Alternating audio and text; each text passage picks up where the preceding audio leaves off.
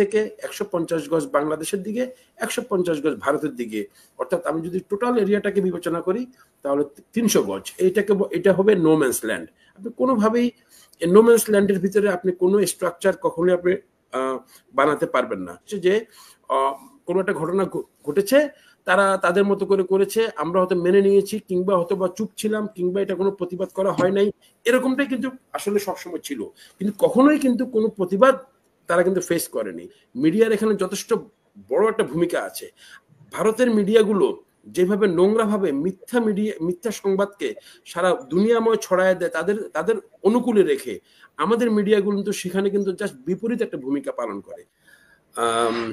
বাংলাদেশ সীমান্তের যে বিজিবি এবং বিএসএফ এর যে সীমান্তের বিভিন্ন ইস্যু নিয়ে যে উত্তেজনা, এটা আসলে অনেক চলমান একটা ইস্যু। চলমান আমি এই কারণেই বললাম যে এটা আসলে কোনো একটা ভালো একটা সলিউশন বা কোনো একটা সহাবস্থান কিন্তু আমরা খুব একটা কখনোই দেখিনি। সবসময় কিন্তু একটা নির্দিষ্ট বিরতি হোক বা মাঝে মাঝে হোক, এটা কিন্তু চলমান একটা প্রক্রিয়া আছেই।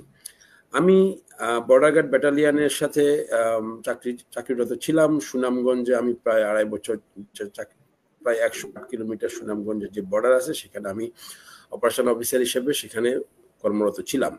আমি ব্যক্তিগতভাবে বর্ডারের ধরনের অনেকগুলো ঘটনার সাথে বিভিন্ন সময়ে জড়িত হওয়ার সুযোগ হয়েছিল, পতাকা বৈঠক করার সুযোগ হয়েছিল। আমি আমার ব্যক্তিগত অভিজ্ঞতাকে কনসিডার করে, বিবেচনা করে আমি এই ঘটনাটাকে কিছুটা বিশ্লেষণ করার চেষ্টা করব। দেখেন, আমরা যেটা দেখছি যে চাঁপাইনবাবগঞ্জের চৌকা সীমান্তে, আমি যদি খুব ভুল না করে থাকি, চৌকা সীমান্তে সেখানে এই ঘটনাটা উদ্ভব হয়। আমরা যদি বর্ডারের যে কাঁটাতারের বেড়া বলেন বা আপনার সীমানা প্রাচীর বলেন, সেটা দেওয়ার আমি যদি আন্তর্জাতিকভাবে যে নিয়ম, সেটা যদি একটু যদি দর্শকরা অনেকে জানেন, তারপরে জাস্ট আলোচনা খাতিরে বলছি যে এটা নিয়ম হচ্ছে শূন্য রেখা যেটা থাকবে, জিরো লাইন, সেটা থেকে ১৫০ গজ বাংলাদেশের দিকে, ১৫০ গজ ভারতের দিকে। দুই দিকেই আপনি কোনো ধরনের পার্মানেন্ট নেচারের কোনো স্থাপনা, কোনো ধরনের কাঁটাতারের বেড়া বা কোনো ধরনের অন্যান্য যে সমস্ত কাজকর্ম হতে পারে, ঘরবাড়ি নির্মাণ, অর্থাৎ আপনি এই ধরনের কোনো স্ট্রাকচারাল কোনো কিছু আপনি করতে পারবেন না। অর্থাৎ জিরো লাইন থেকে ১৫০ গজ বাংলাদেশের দিকে, ১৫০ গজ ভারতের দিকে, অর্থাৎ আমি যদি টোটাল এরিয়াটাকে বিবেচনা করি তাহলে ৩০০ গজ। এটা হবে নো ম্যানস ল্যান্ড। আপনি কোনোভাবেই নো ম্যানস ল্যান্ডের ভিতরে আপনি কোনো স্ট্রাকচার কখনোই আপনি বানাতে পারবেন না। হ্যাঁ, কৃষিকাজ করতে পারেন, এটা পার্মানেন্ট কিছু না। ফসলাদি করলেন, আপনি আপনার অংশে আপনি ফসলাদি করেন, বাংলাদেশের জিরো লাইনের ভেতরে বাংলাদেশের অংশে বাংলাদেশিরা ফসলাদি করবে, তারা সেটা ভোগ করবে, সেটা ঠিক আছে।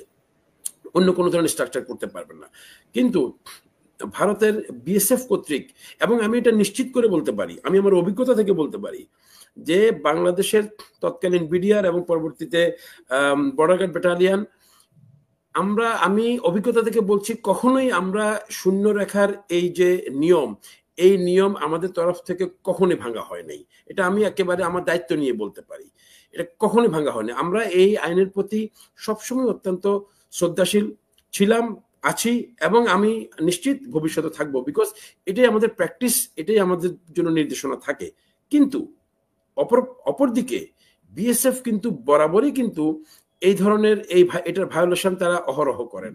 অর্থাৎ এটা অনেকটা জোর যার মুল্লুক তার দাদাগিরি করার মতো আর কি। অর্থাৎ আমি যাব, তুমি কি করতে পারবো, অর্থাৎ নিজেদের একটা পাওয়ার এনফোর্স করার যেটা চিন্তা তাদের কাছে, আসলে সত্যিকার অর্থে আমাদের নতজানু পররাষ্ট্রনীতি বলি, কিংবা আমাদের অনেকটা তাদেরকে মানিয়ে চলার, কিংবা তাদের কথায় সায় দিয়ে চলার, বা তাদের অন্যায় কাজগুলোতে উচ্চবাক্য না করা, প্রতিবাদ না করা, স্ট্রংলি আমাদের রাষ্ট্রীয় পর্যায় থেকে পররাষ্ট্র পর্যায়ে, কিন্তু কূটনৈতিক পর্যায়ে, এগুলো আমরা স্ট্রংলি না করাতে, এবং সবচেয়ে বড় বিষয় হচ্ছে আন্তর্জাতিক ভাবে এই বিষয়গুলোকে বাংলাদেশের পক্ষ থেকে উপস্থাপন না করার কারণে এই পুরো বিষয়টা মানে এরকম হয়।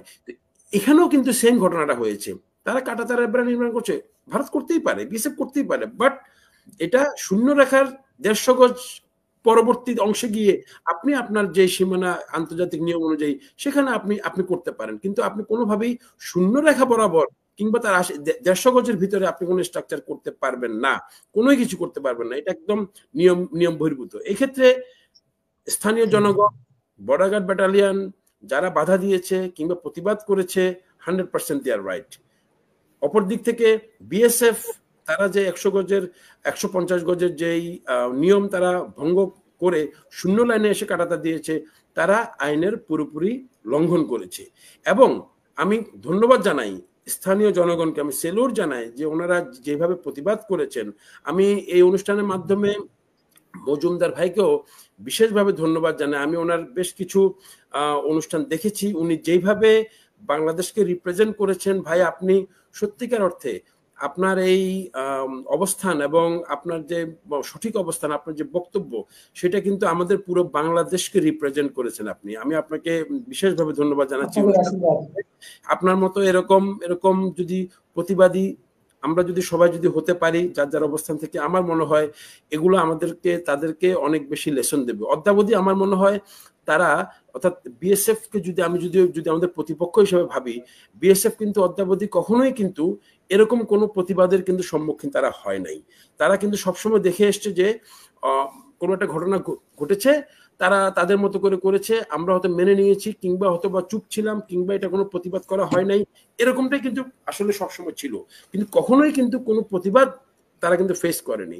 বাট এখন সাম্প্রতিক সময়ে, এখনকার প্রেক্ষাপটে, এখনকার যে সিনারিও তৈরি হয়েছে, এই সিনারিওতে এসে অন্তত আমাদের বর্ডার গার্ড ব্যাটালিয়ন যেভাবে তারা প্রতিরোধ মুখর হয়ে উঠেছে, আমি মনে করি এটা বর্ডার গার্ড ইন্ডিয়ান বিএসএফ এর জন্য একটা স্পষ্ট বার্তা যে অতীতে তারা যেরকম আনুগত্য, অনৈতিকভাবে আনুগত্য, আমি আনুগত্য তো অবশ্যই সবসময় এটা অন্য সেন্সে, অনৈতিকভাবে যে আনুগত্যটা বাংলাদেশের তরফ থেকে প্রদর্শন করা হয়েছিল এবং যে নতজানু পররাষ্ট্র নীতির মাধ্যমে বাংলাদেশ পরিচালিত হয়েছিল, আমার মনে হয় ওই জায়গা থেকে বাংলাদেশ সরে আসছে এবং যে চর্চাটা হচ্ছে, এই চর্চার মাধ্যমে আমার মনে হয় তাদের জন্য একটা স্পষ্ট বার্তা আমরা মনে দিতে পারবো। কারণ আমরা অতীতে থেকে যদি দেখি, আমি ব্যক্তিগত অভিজ্ঞতা থেকেই দুই একটা যদি ঘটনা যদি বলি, এরকম সুনামগঞ্জ এলাকায় বেশ কিছুবার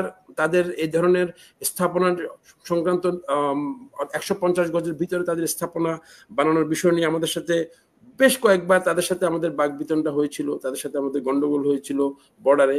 তো আমরা তখনও কিন্তু আমরা সত্যিকার অর্থে প্রতিবাদ করেছিলাম, ফ্ল্যাগ মিটিং করেছিলাম এবং আমরা ওগুলোকে প্রতিরোধ করতে সমর্থ হয়েছি। কিন্তু একই জিনিসের বারংবার পুনরাবৃত্তি হয়, অথচ রুলস কিন্তু গ্রাউন্ডে আছে। এটা কিন্তু আজকে কিন্তু নতুন কিছু না। এমন যদি হতো যে আজকে রুলসটা নতুন এসছে, আমরা জানি না, তাহলে কিন্তু হতো। কিন্তু আপনি পায়ে পাড়া দিয়ে শূন্য রেখা বরাবর এসে জোর জবরদস্তি করে আপনি কাঁটাতারের বেড়া বানাবেন, তারপর প্রতিবাদ মুখর যদি জনগণ হয়।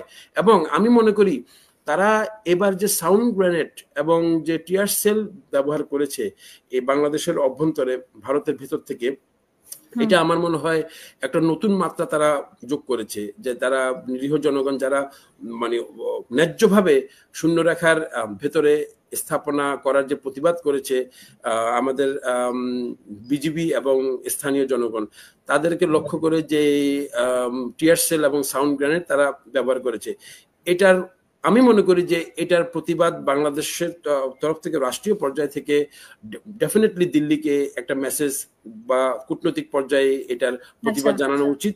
এবং এই প্রতিবাদগুলোর মাধ্যমেই কিন্তু সত্যিকার অর্থে কিন্তু আমরা এই ধরনের ভবিষ্যতে তারা আসতে পারি। যদি আমরা প্রতিবাদ করি স্থানীয়ভাবে এবং রাষ্ট্রীয়ভাবে, সমষ্টিগতভাবে এই প্রতিবাদগুলো যদি আমরা করি, তবেই হয়তো আমরা এগুলোর আস্তে আস্তে করে আমরা এগুলো প্রতিরোধ করতে পারবো। এবং এই বিষয়গুলোকে আন্তর্জাতিকভাবে আমাদের মিডিয়ার এখানে যথেষ্ট বড় একটা ভূমিকা আছে। ভারতের মিডিয়াগুলো যেভাবে নোংরাভাবে মিথ্যা সংবাদকে সারা দুনিয়াময় ছড়ায় দেয় তাদের অনুকূলে রেখে, আমাদের মিডিয়াগুলো কিন্তু সেখানে কিন্তু জাস্ট বিপরীত একটা ভূমিকা পালন করে। মানে বিপরীত ভূমিকা বলতে আমি বুঝাতে চাচ্ছি, তারা খুব নীরব থাকে। এই বিষয়গুলোকে তারা আন্তর্জাতিক পরিমণ্ডলে, সংবাদপত্রগুলো তারা আন্তর্জাতিক পরিমণ্ডলে এই বিষয়গুলোকে নিয়ে কিন্তু হাইলাইট করে না। ভারত যে কিভাবে বা বিএসএফ যে কিভাবে ভায়োলেশন করছে, অর্থাৎ ইন্টারন্যাশনাল বর্ডার রুলসকে তারা কিভাবে ভায়োলেশন করছে এবং কিভাবে নিরীহ মানুষজনকে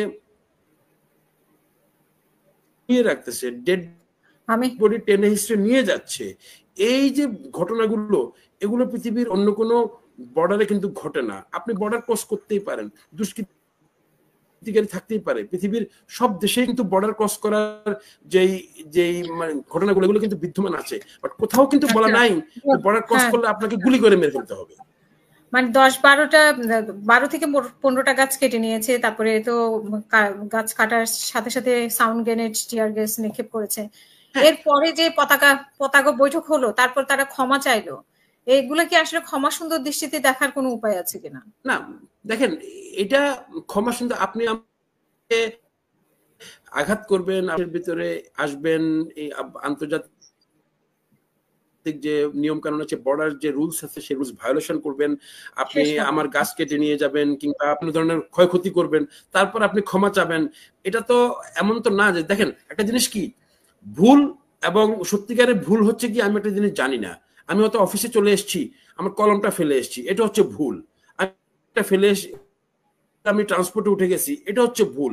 কিন্তু আমি ইচ্ছে করেই কোনো একটা কাজ করলাম, আমি জানি যে এই বাসে বা এই ট্রামে কিংবা এই পথে আমার যাওয়াটা অন্যায়, কিংবা এইখানে ঢুকাটা আমার অনুমতি নাই, তারপরেও আমি ঢুকার চেষ্টা করব, সেটা হচ্ছে অন্যায়, সেটা কিন্তু ভুল না। ভুলের জন্য ক্ষমা করা যায়, কিন্তু অন্যায়ের জন্য ক্ষমা করা যায় না।